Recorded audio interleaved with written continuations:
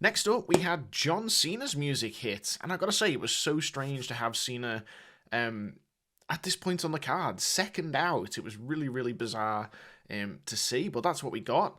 And it was quickly followed by The Miz, and this turned fairly fast into a pantomime promo exchange between the two old rivals. Thankfully, it didn't last too long. We had Cena in the end making himself the special guest referee for the match between LA Knight and The Miz.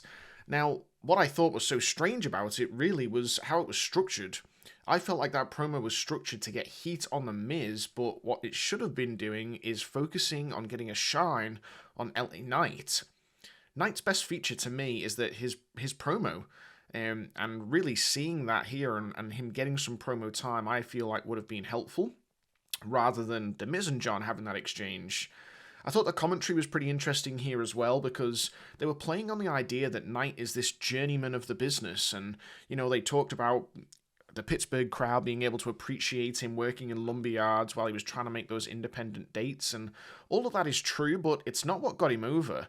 It was, the Against All Odds story isn't what made Knight special. It's his personality, and as we watched the match, the most reaction that he got was when he became a little bit aggressive or got in the face of John Cena, and that's what's got him over, not stepping back from anyone. He's lovably obnoxious, tough for me to say.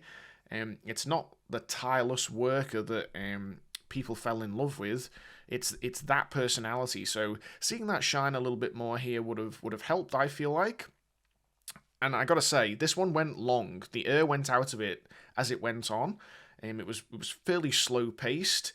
And at one point, actually, Cole had to address it. They'd gone quiet. So they definitely could have achieved the same, if not even more, in less time, and with a little more snap in that match. Now, LA Knight is so sound fundamentally, but you can tell that he's worked most of his career as a heel. Things that babyfaces do on a regular basis, like that comeback sequence, just need a little bit more work, a little tightening up, it felt like. It also, to me, would have been great here to see someone like Grayson Waller step in and have The Miz and Grayson Waller team up or form some sort of alliance against LA Knight, and then have Cena come out to his aid and form some sort of tag match.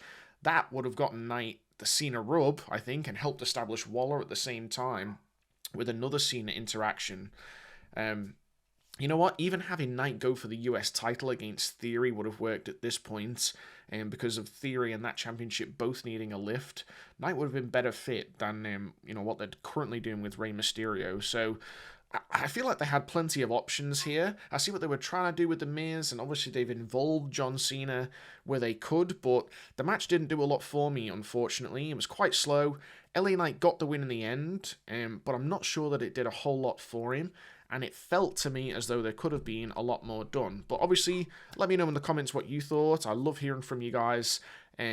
And certainly, it's the crowd that's gotten behind LA Knight at the moment. So, are you pro LA Knight? Do you feel like they could be handling him a little bit better?